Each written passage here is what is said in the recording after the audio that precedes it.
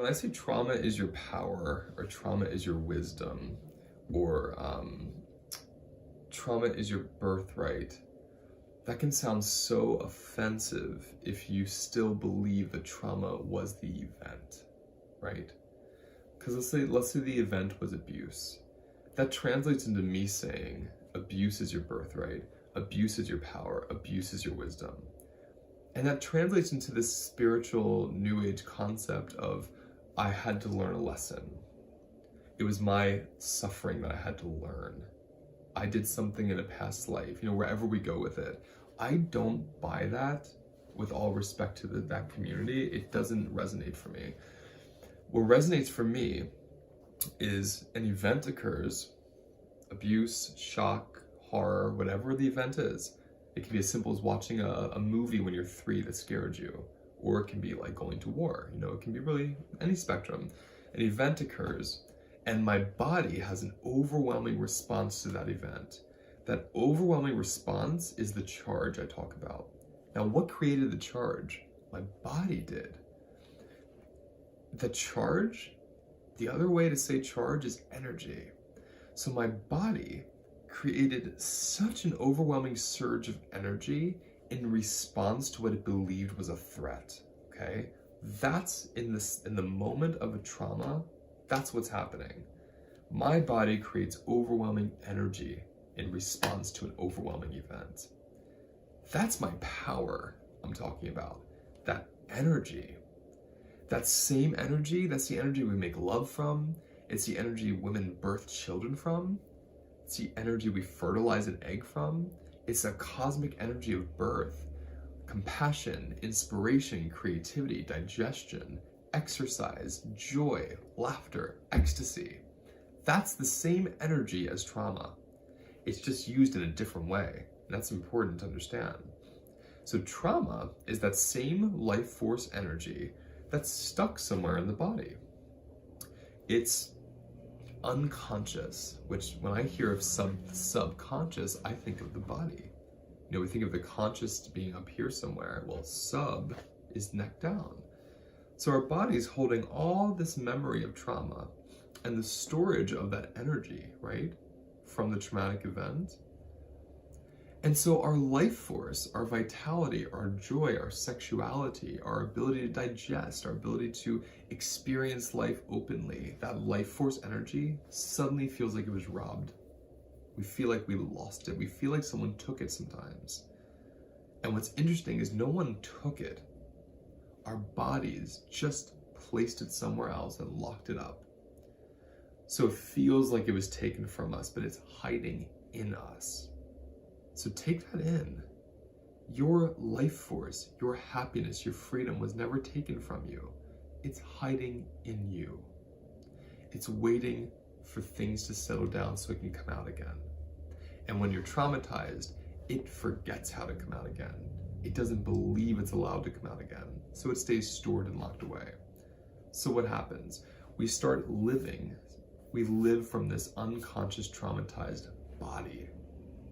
And we have behaviors, compulsions, addictions, habits, codependent relationships, toxic friendships, whatever you want to call them.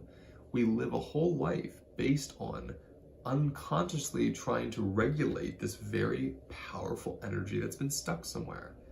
Maybe it's stuck in your stomach. Maybe it's in your neck. Maybe it's in your arms, your eyes. Everyone has it somewhere, right? It's the nervous system. It's like a somatic journal entry that was written and tucked away so no one can ever get to it again. So when you start to learn how to be with this vitality, this energy rather, it becomes vitality. It becomes your life force again. It becomes your sense of self. Think of the shamanic term soul loss. And I think it's the best term for trauma because that's how it feels. It feels like you've lost a part of your soul, your spirit, your essence. Gone.